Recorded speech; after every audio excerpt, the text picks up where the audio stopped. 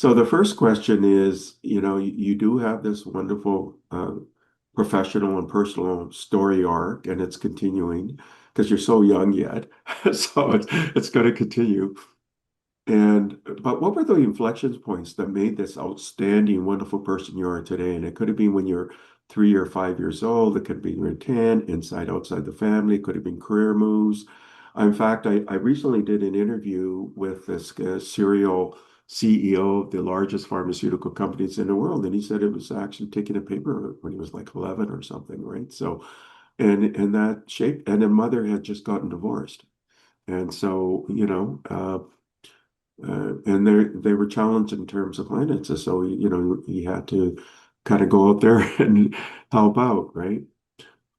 So it could be anything, either challenges or opportunities or mentors. What were those three magic moments in your life that made this outstanding person you are today? Well, that's really kind. Thank you for your nice words. I probably had sort of three main sort of milestones that I can sort of think of, and it's a wonderful question because it makes me sort of think quite deeply about the life I've enjoyed so far. But yeah, probably when the first sort of milestone I had was as a boy growing up in the south of England. I was very keen on sailing and did dinghy sailing in the south coast of a beautiful natural harbour called Chichester Harbour. So sailing every day of my life, and it was through that where I had the fortune to have one of my first mentors, who is Peter Blake, and he was the world's greatest yachtsman. He won the America's Cup a couple of times for Team New Zealand. He then went on to do extraordinary work around the world with his ocean conservation and sustainability work.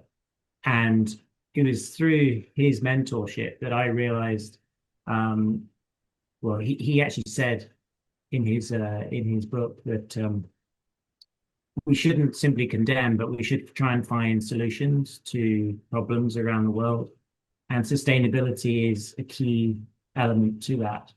And so for me, I remembered those words when I was at university and did a yacht design degree. And I wanted to prove a point to the world. You can have eco luxury. You can have sustainability within the yachting industry. This was back in 2008, 2009. And I remembered his mentorship and his words then that we need to provide solutions. So I went on to win three international design awards for sustainability, for excellence and innovation, and for yacht design. For a design, those who are watching can see above me. It's a super green super yacht above here.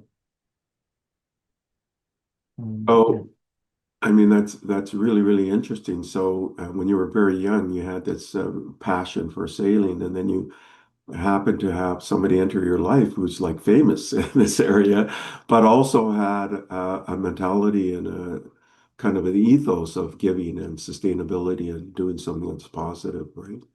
And that led you then to take even a degree in design and in the yacht area. And then when you entered into this in a professional basis, you then really were sort of focused on that, and even to the point of winning innovation awards and sustainability awards and more. And you've built a really successful business as well.